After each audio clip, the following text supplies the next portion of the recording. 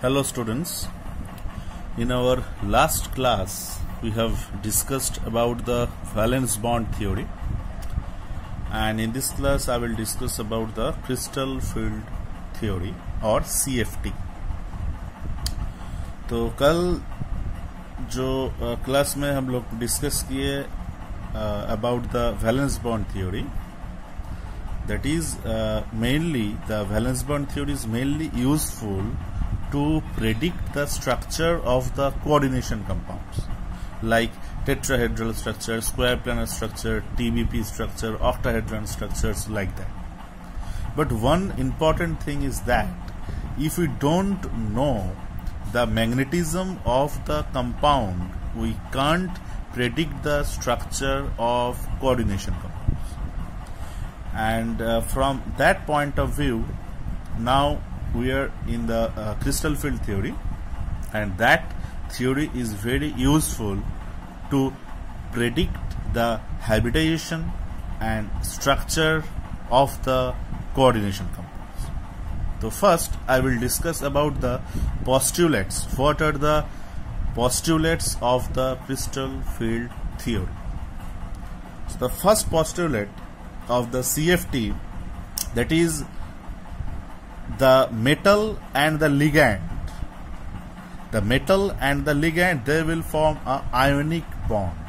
Okay, suppose we have a metal nickel. Okay, suppose we have a metal nickel and the ligand, that is suppose Cn, that is Cn minus. So here nickel is +2. So nickel is +2, that means that is positive charge, and Cn minus, that means this is negative charge.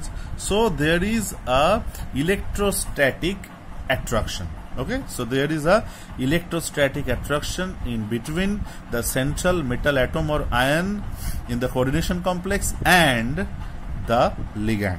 So there is electrostatic attractive force, and the metal ligand, it will form ionic bond. Okay, so that is the first postulates of the CFT.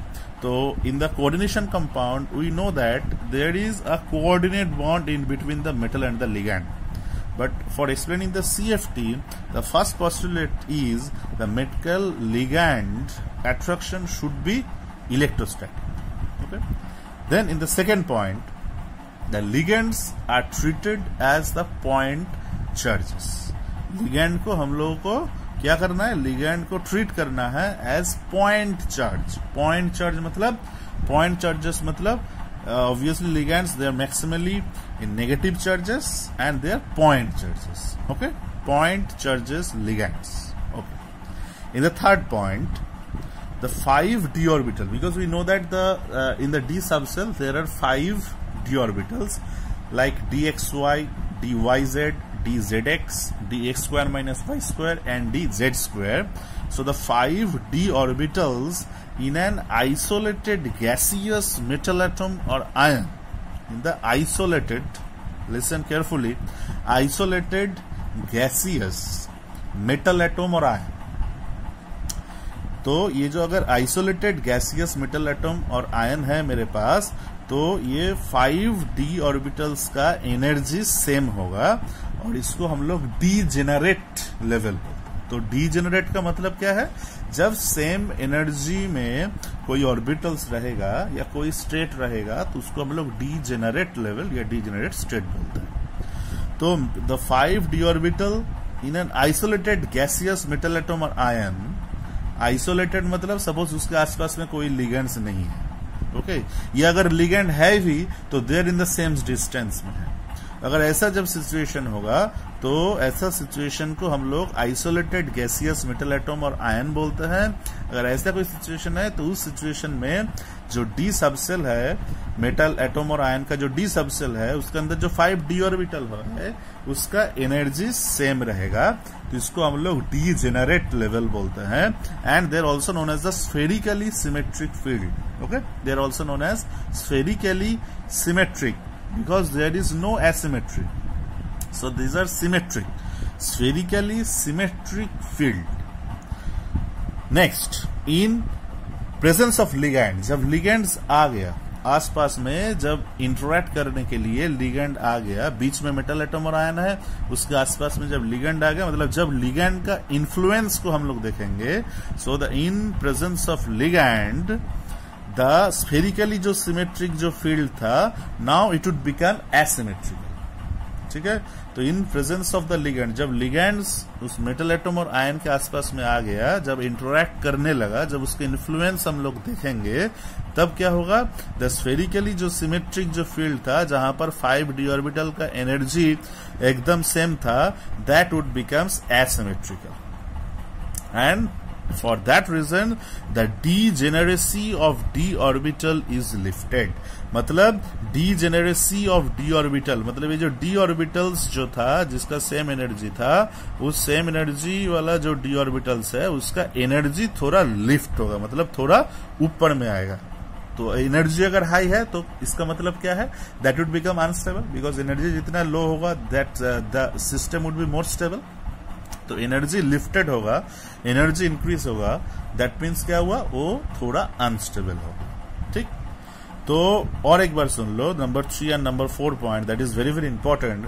Number 3 points में बोल रहा है कि अगर कोई मेरे पास isolated gaseous metal atom और आयन है, आइसोलेटेड गैसियस मेटल एटम और आयन, जब कोई भी लिगेंड का इन्फ्लुएंस उसमें नहीं है, तब 5d ऑर्बिटल्स का सेम एनर्जी रहेगा और उसको हम लोग डीजेनरेट स्टेट बोलते हैं। ठीक, जब नंबर 4 में क्या बोल रहे हैं, जब लिगेंड्स आ जाएगा, जब लिगेंड्स के इन्फ्लुएंस को हम लोग देखेंगे, हाँ, जब लिगेंड के इन्फ्लुएंस को हम लोग देखेंगे, तब थोड़ा सिमेट्रिकल जो फील्ड था वो थोड़ा एसिमेट्रिकल होगा और degeneracy of D orbital is lifted. मतलब जो एनर्जी, जिस एनर्जी में डी ऑर्बिटल्स था, अभी क्या होगा, उसका एनर्जी थोड़ा लिफ्ट होगा, इसका मतलब सिस्टम थोड़ा अनस्टेबल हो जाएगा। Now I will discuss the last point, that is number 5. So we have already discussed that metal is positive charge and the ligand is negatively charged. That is the main thing of CFT, जो हम लोग जानते हैं, metal को positive मान लेता है, ligand को नेगेटिव मान लेता है, तो obviously there is a electrostatic attractive force. Okay, और एक चीज भी इसके अंदर होगा, क्योंकि मेटल का जो सेंट्रल मेटल एटम और आयन है, उसके अंदर क्या है, डी इलेक्ट्रॉन्स है, मतलब डी सबसेल, उसके अंदर डी ऑर्बिटल और उस ऑर्बिटल में इलेक्ट्रॉन्स है। तो मेटल में क्या है, मेटल में डी इलेक्ट्रॉन्स है। एंड जो लिगेंड जो है, लिगेंड के अंदर क्या है, suppose CO, CN minus, Cl minus, anything, उसमें क्या है, लोन पेयर ऑफ इलेक्ट्रॉन्स, जो जिस लोन पेयर को वो डोनेट करता है मेटल एटम और आयन को, जिस लिगेंड में जो लोन पेयर रहता है, जिसको डोनेट करता है मेटल में to form the coordinate bond, तो ऑब्वियसली उसमें क्या होगा, लोन पेयर ऑफ इलेक्ट्रॉन्स भी रहेगा। तो मेटल का जो इलेक्ट्रॉन है और लिगेंड में जो लोन पेयर ऑफ इलेक्ट्रॉन्स है, उसके बीच में क्या हुआ, इलेक्ट्रॉन इलेक्ट्रॉन रिपल्शन हम लोग देखेंगे। ठीक ना, तो उसके अंदर हम लोग इलेक्ट्रॉन इलेक्ट्रॉन रिपल्शन देखेंगे। तो मेनली दो चीज होगी, जब हम लोग कोऑर्डिनेशन कंपाउंड्स देख रहे हैं, तो इसमें CFT में हम लोग दो चीज देख रहे हैं। एक है ये attractive force, that is the electrostatic attractive force metal और लिगेंड के बीच, और एक क्या है, मेटल का जो डी इलेक्ट्रॉन है और लिगेंड का जो लोन पेयर ऑफ इलेक्ट्रॉन्स है, ये दोनों के बीच रिपल्शन भी है, तो इसके अंदर रिपल्सिव फोर्स है। तो obviously the main thing is that the coordination compound is stable. तो कैसे स्टेबल होगा, obviously the attractive force should be greater than the repulsive force. Attractive force को ज्यादा होना है then the repulsive force, otherwise वो कंपाउंड स्टेबल नहीं हो सकता है। तो एट्रैक्टिव जो इलेक्ट्रोस्टैटिक एट्रैक्टिव फोर्स था, वो इलेक्ट्रॉन इलेक्ट्रॉन रिपल्सिव फोर्स से ज्यादा होगा, then only it will form a stable coordination compound, otherwise not. So that is a very important point in CFT. There is a electrostatic force of attraction, and in the same way there is also electron-electron repulsion, and the attractive force should be higher than the repulsive force to form a stable coordination compound. Okay, so this is the postulates of the CFT. The main 5 postulates which we have discussed here, these are the main postulates of the crystal field theory. Next क्या है, next हम लोग देखेंगे ये जो CFT जो हम लोग डिस्कस कर रहे हैं, ये मेनली हम लोग दोनों केस के लिए देखते हैं। First is the octahedron. जब ऑक्टाहेड्रन कोई स्ट्रक्चर होगा तो उस ऑक्टाहेड्रन कोऑर्डिनेशन कंपाउंड में हम लोग CFT को अप्लाई करेंगे। उसके बाद हम लोग टेट्राहेड्रल में देखेंगे, और उसके बाद और थोड़ा देर बाद हम लोग एक जैन टेलर डिस्टॉर्शन के बारे में डिस्कस करेंगे, जहां हम लोग स्क्वायर प्लानर कॉम्प्लेक्स का कैसे क्रिस्टल फील्ड थ्योरी को हम लोग यूज करते हैं in the square planar complex, ये भी हम लोग। ठीक, तो फर्स्ट हम लोगों को क्या देखना है, फर्स्ट हम लोग देखेंगे ऑक्टाहेड्रन कोऑर्डिनेशन कंपाउंड्स में CFT को हम लोग कैसे यूज करते हैं। ओके, तो ऑक्टाहेड्रन कोऑर्डिनेशन कंपाउंड के लिए कैसे क्रिस्टल फील्ड स्प्लिटिंग होगा, ये हम लोग अभी डिस्कस करेंगे। तो firstly suppose there is a metal d orbitals at there. तो मेटल d ऑर्बिटल्स मतलब यहां पर 5 मेटल d ऑर्बिटल्स है, और ये है that is for the isolated gaseous metal atoms और आयंस। ठीक है, सो इसीलिए यहां पर ओनली मेटल है, that is may be atom और ion, but that is isolated gaseous. इसीलिए आइसोलेटेड मतलब कोई लिगैंड इसके आसपास में नहीं है, इसीलिए that is the metal d orbital, जहां पर हम लोग 5 d ऑर्बिटल्स को यहां पर डेबिट किए। तो ये जो 5 d ऑर्बिटल्स है, तो 5 d ऑर्बिटल्स क्या क्या है, दैट इज dxy है, उसके बाद dyz है, और क्या है dzx है। ये 3 एक साथ हो गया, और भी 2 है, that is dx square minus y square, another one is the dz square. तो सपोज तुम लोगों को पता होगा कि ये जो तीनों है, that is dxy, dyz and dzx, these are the non axis oriented d orbitals. और ये जो दोनों है, that is dx square minus y square and dz square, these are the axis oriented d orbitals. ठीक है, तो ये 5 हो गया इन ऑल टोटल। अभी क्या हो रहा है, अभी लिगैंड का थोड़ा इन्फ्लुएंस हम लोग देखेंगे। तब क्या होगा, तब जो मेरा मेटल d ऑर्बिटल्स का जो 5 d ऑर्बिटल्स था, उसका जो एनर्जी था, अभी ये धीरे धीरे लिफ्टिंग हो रहा है। ठीक है, तो ये लिफ्टिंग हो रहा है, तो metal d orbital in spherical crystal field. अभी लिगैंड आया है, पर ligands are in the same distance, इसीलिए लिगैंड्स अगर सेम डिस्टेंस में है, तो इसीलिए उसको आप लोग लिख रहे हैं metal d orbital in the spherical crystal field. ठीक है, metal d orbital in the spherical crystal field. तो जस्ट थोड़ा अपलिफ्ट हुआ है एनर्जी का, थोड़ा अनस्टेबल हुआ है। अभी क्या हो गया, अभी सपोज लिगैंड्स आ गया। जब लिगैंड्स मेटल के साथ इंटरेक्ट करेगा, तब क्या होगा, उसमें अट्रैक्शन भी होगा और उसमें रिपल्शन भी होगा। तो वो जो रिपल्शन है, उस रिपल्शन के कारण क्या होगा, ये जो मेटल d ऑर्बिटल्स जो 5 d ऑर्बिटल्स था, इसका स्प्लिटिंग होगा, जिसको हम लोग क्रिस्टल फील्ड स्प्लिटिंग बोलते हैं, that is known as the crystal field splitting.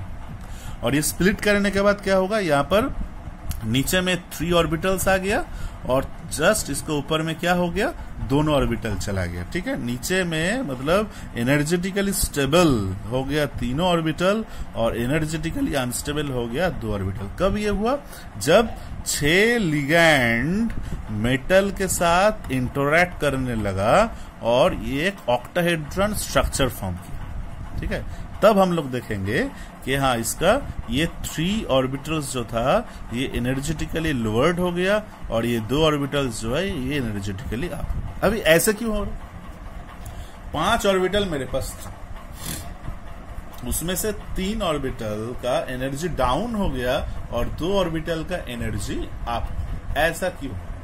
ठीक, इसको अभी मैं एक्सप्लेन करता हूं।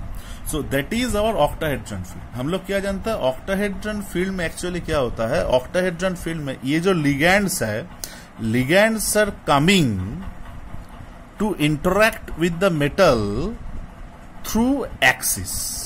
That is a very important point in octahedron, कि जब लिगैंड के साथ मेटल का जो भी यहां पर बॉन्डिंग हो रहा है, ये पूरा एक्सिस ओरिएंटेड होता है। ठीक है, क्योंकि suppose that is our x axis, that is our y axis and that is our z axis. तो ये जो एक्सिस है, that axis, suppose that is our z axis according to this axis, and ये जो है suppose that is our y axis and suppose that is our x axis. ठीक है, तो मेटल और लिगैंड के बीच जो इंटरेक्शन होगा in the octahedron coordination compound, वो क्या होगा, मेनली होगा ये एक्सिस ओरिएंटेड। तो ये एक्सिस ओरिएंटेड है। अभी हम लोग ऑलरेडी यहां पर देखे हैं कि डी ऑर्बिटल्स कितना है, 5 है। इसमें से एक्सिस ओरिएंटेड कौन है, एक्सिस ओरिएंटेड है d x square minus y square and d z square. तो ये 2 ऑर्बिटल्स जो है, these are the axis oriented d orbitals. तो ये जो एक्सिस ओरिएंटेड जो डी ऑर्बिटल्स है, इसके साथ क्या होगा, यहां पर जो मेटल के अंदर जो डी सबसेल में जो इलेक्ट्रॉन है, इसके साथ रिपल्शन होगा। ठीक है, तो लिगैंड्स जो है, ये मेटल का जो d orbital that is d x square minus y square and d z square, जो एक्सिस ओरिएंटेड डी ऑर्बिटल है, उसके साथ लिगैंड में जो लोन पेयर होगा, जो हम लोग पोस्टुलेट नंबर 5 में डिस्कस किए हैं, ठीक है, उसके बीच क्या होगा, सबसे ज्यादा रिपल्शन होगा। और मेटल का D orbital D x Y D Y Z D Z X, जो non axis oriented D orbital है मेटल के अंदर, उसके साथ ये जो लिगैंड्स का जो लोन पेयर है, इसके बीच रिपल्शन होगा, बट उतना ज्यादा नहीं होगा। ठीक ना, क्यों, क्योंकि यहां पर ligands are all axis oriented. ठीक है, तो ये जो लिगैंड्स है, जो एक्स वाई जेड एक्सिस से आ रहा है मेटल के साथ इंटरेक्ट करने के लिए, उसके साथ मेटल का जो डी ऑर्बिटल्स, जो ये जो 2 है, जो एक्सिस ओरिएंटेड डी ऑर्बिटल है, उसका रिपल्सन सबसे ज्यादा होगा। इसीलिए ये 2 orbital D x square minus y square d z square, इसका रिपल्सन सबसे ज्यादा हो रहा है, इसीलिए ये दोनों ऊपर चला गया। ठीक है, तो ये जो 2 हम लोग यहां पर दिखा रहे हैं, these are d x square minus y square and d z square. और ये जो d x y y z और जेड एक्स है, ये तीनों non axis oriented D orbital है। ये तीनों non axis oriented D orbital है। तो इसके साथ मेटल का ये जो तीनों non axis oriented D orbital, इसके साथ लिगैंड लोन पेयर का रिपल्शन सबसे कम होगा, तो ये ऑब्वियसली स्टेबल हो जाएगा। और ये स्टेबल होने के कारण ये जस्ट नीचे में आ रहा है। और ये जो तीनों है, that means this is d x Y D Y z and d Z x. ठीक है, तो मैं और एक बार डिस्कस कर देता हूं इसको, ये जो पोर्शन है, क्योंकि that is a very important portion. और एक बार सुनिए, metal octahedron structure, coordination compound octahedron है। तो यहां पर जो लिगैंड, जो यहां पर जो 6 लिगैंड है, एक्स वाई और जेड एक्सिस ओरिएंटेड, मतलब ये ligand x y z axis से ही मेटल के पास आ रहा है इंटरेक्ट करने के लिए। तो जब ये लिगैंड मेटल के पास एक्स वाई जेड एक्सिस से आएगा, तब क्या होगा, मेटल के अंदर जो डी ऑर्बिटल्स है, जो x y z axis oriented है, उसके साथ लिगैंड का जो लोन पेयर है, उसका रिपल्शन सबसे ज्यादा होगा, इलेक्ट्रॉन इलेक्ट्रॉन रिपल्शन। इसीलिए axis oriented D orbital D x square minus y square and d z square, ये दोनों ऑर्बिटल का क्या होगा, ये इसका एनर्जी थोड़ा ज्यादा होगा, क्योंकि ये अनस्टेबल हो रहा है, क्योंकि इसमें इलेक्ट्रॉन इलेक्ट्रॉन रिपल्शन ज्यादा हो रहा है। लिगैंड लोन पेयर और मेटल का, ये 2 ऑर्बिटल का सबसे ज्यादा इलेक्ट्रॉन इलेक्ट्रॉन रिपल्शन ज्यादा हो रहा है। इसीलिए इजी जो लिखे हैं, ये एक्चुअली ऊपर चला गया, एनर्जी ज्यादा हो गया, क्योंकि अनस्टेबल। और ये तीनों जो नॉन एक्सिस ओरिएंटेड, उसके साथ तो किसी का कोई रिपल्शन नहीं हो रहा है उसका तो कोई रिपल्शन नहीं हो रहा है, क्योंकि these are non axis oriented. तो इसीलिए ये तीनों नीचे आ गए। ठीक है, तो यहां पर ई और टी, ये दोनों टर्म हम लोग क्यों लिखते हैं, और जी हम लोग क्यों लिखते हैं, E for N, E for N, E N मतलब 2, बाई मतलब दोनों, ई एन। और T for tri, TRI, tri मतलब तीनों। ठीक है, तो ई फॉर एन, इसलिए दोनों है, इसीलिए हम लोग ई लिखे हैं, टी फॉर ट्राई, टी और आई, इसीलिए हम लोग तीनों लिखे हैं, ठीक है। इसीलिए ई और टी, और जी क्यों है, जी for जेराडे, the word is Gerarde. Gerarde means symmetrical. Octahedron structure, already we have discussed in the VSEPR that octahedron structure is very very very symmetrical. इसीलिए यहाँ पर G वर्ड को हम लोग यूज कर रहे हैं, G for Gerarde, that is for symmetrical. तो that is the reason for EG and T2G. ठीक, तो ये जो लाइन हम लोग ड्रॉ कर रहे हैं, that line is known as the barycentre, इसको हम लोग बेराई सेंटर बोलते हैं। और ये जो बेराई सेंटर है, जस्ट उसका ऊपर में जा रहा है ईजी, नीचे में आ रहा है T2G, और ये ईजी और T2G के बीच जो डिस्टेंस है, इसको हम लोग डेलो बोलते हैं, इसको हम लोग डेल ओ बोलते हैं। That is actually our crystal field splitting, ठीक है, that is actually our crystal field splitting energy. तो ये एनर्जी जो है, ये एनर्जी जितना ज्यादा होगा, ये एनर्जी जितना ज्यादा होगा, इसका मतलब क्या है, जो लिगैंड बाहर से आ रहा था उसका स्ट्रेंथ ज्यादा है, उसका स्ट्रेंथ ज्यादा है, इसीलिए ये मेटल का जो डी ऑर्बिटल है, ये दोनों डी ऑर्बिटल को ज्यादा स्प्लिट कर चुका है, ठीक है। सो ये जो डेल ओ लिख रहे हैं, del O is our energy separation, ठीक है, energy separation due to the crystal field splitting, ठीक है। Del O is the energy separation, del O is the energy separation due to crystal field splitting, okay. Del O is the energy separation due to crystal field splitting. Why O? Del O, that O is for the octahedron. O denotes the octahedron splitting.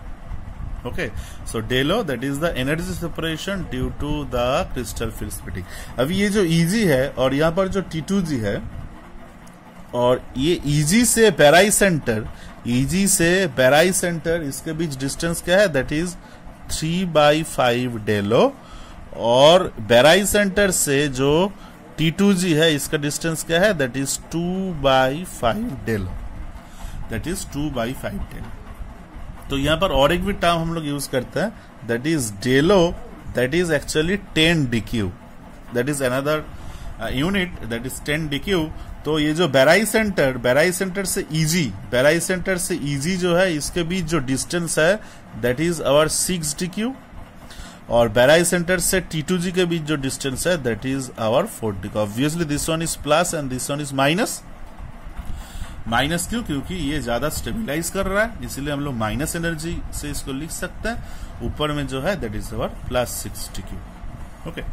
तो अभी हम लोग और एक चीज के बारे में मैं डिस्कस कर रहा था, दैट इज द स्ट्रेंथ, ठीक है।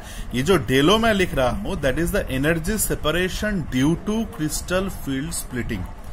तो ये एनर्जी सेपरेशन होगा, कितना एनर्जी सेपरेशन हो सकता है, ये जो एनर्जी सेपरेशन है of the metal D orbitals, ये भी कुछ पॉइंट्स के ऊपर डिपेंड करता है। Main point is the field strength, the field strength of the ligand, मतलब लिगैंड का स्ट्रेंथ कितना ज्यादा है। लिगैंड, अगर कोई लिगैंड का फील्ड स्ट्रेंथ ज्यादा है, तो ऑब्वियसली ये डेलो का वैल्यू इंक्रीज कर जाएगा, ठीक है। मतलब क्या हुआ, अगर कोई लिगैंड ज्यादा स्ट्रांग है, उसका स्ट्रेंथ ज्यादा है, तो ऑब्वियसली ये स्प्लिटिंग बढ़ जाएगी। क्यों, ये क्यों बढ़ेगा, क्योंकि अगर उसका स्ट्रेंथ ज्यादा है, तो ऑब्वियसली मेटल के अंदर जो डी ऑर्बिटल था, उसके अंदर जो इलेक्ट्रॉन था, उसके साथ लिगैंड लोन पेयर का रिपल्शन ज्यादा होगा, रिपल्शन ऑब्वियसली ज्यादा होगा, तो उसका एनर्जी और इंक्रीज करेगा, इजी ऊपर चला जाएगा।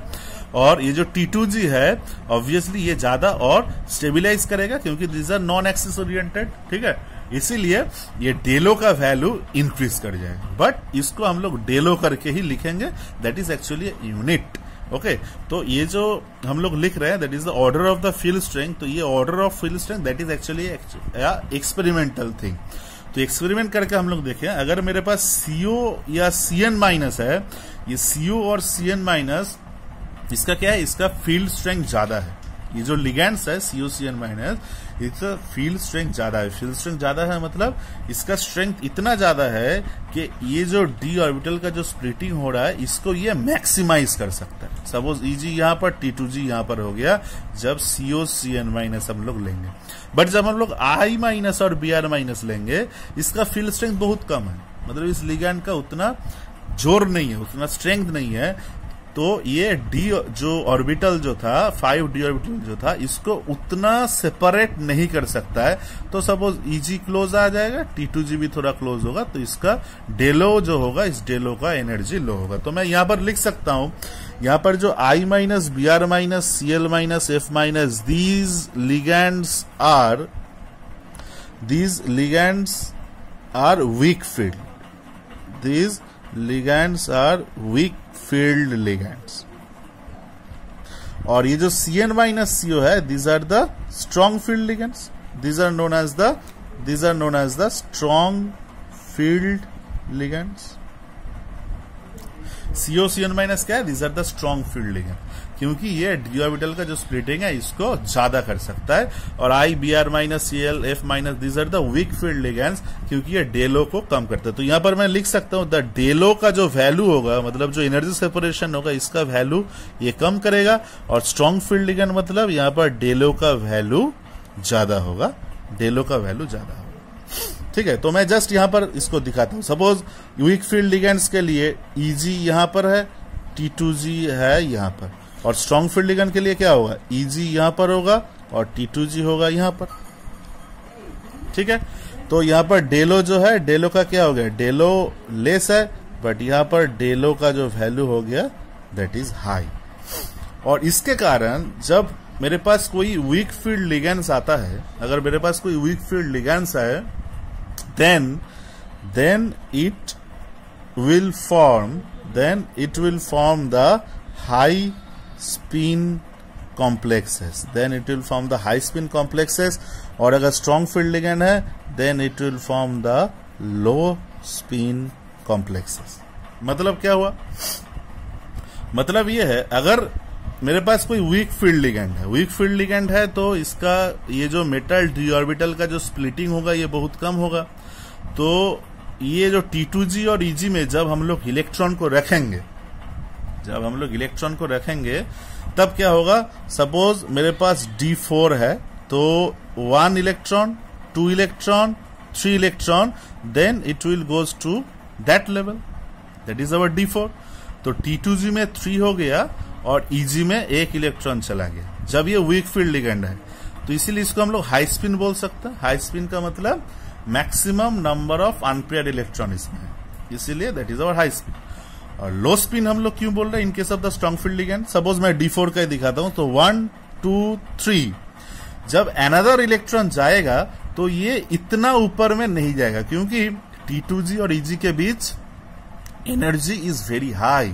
तो जब एनर्जी बहुत हाई हो गया तो ये नहीं चाहेगा कि ये अनदर इलेक्ट्रॉन इजी लेवल में जाए, तो ये क्या करेगा? ये T2G में ही चला जाएगा। ठीक है, इसीलिए इसको हम लोग लो स्पिन बोलते हैं। लो स्पिन का मतलब क्या हो गया? लो स्पिन का मतलब नंबर ऑफ अनपेयर्ड इलेक्ट्रॉन्स जो है इसका नंबर कम है। ठीक है, इसीलिए इसको हम लोग लो स्पिन बोलते हैं। तो अगर वीक फील्ड लिगेंड्स है तो इसका मतलब it will form the high spin complexes. और अगर मेरे पास स्ट्रॉन्ग फील्ड लिगेंड्स है जिसका डेलो वैल्यू हाई है, it will form low spin complexes. Low spin क्यों बोल रहे? क्योंकि सपोज 4 इलेक्ट्रॉन है, सपोज 5 इलेक्ट्रॉन, तो 1 2 3 यहां पर फिलअप हो गया। फिर ये दोनों जो, अगर D5 का मैं बात कर रहा हूं, तो ये दोनों इलेक्ट्रॉन यहां पर नहीं जाएगा, क्योंकि यहां से यहां का एनर्जी बहुत हाई है, तो ये चाहेगा कि मैं यहां पर ही एक साथ रहूं, इसीलिए इसको हम लोग लो स्पिन बोलते हैं। बट यहां पर क्या, energy level is very less, the energy difference is very less, इसीलिए 1 2 3 तीनों चला गया। उसके बाद D4 में जस्ट और एक इलेक्ट्रॉन ऊपर में चला गया। D5 में another electron will goes to the Eg level, इसीलिए इसमें number of unpaired electron increase करेगा और इसको हम लोग हाई स्पिन, मतलब इसका स्पिन ज्यादा हो रहा है, इसलिए इसको हम लोग हाई स्पिन कॉम्प्लेक्स बोल सकते हैं। ओके।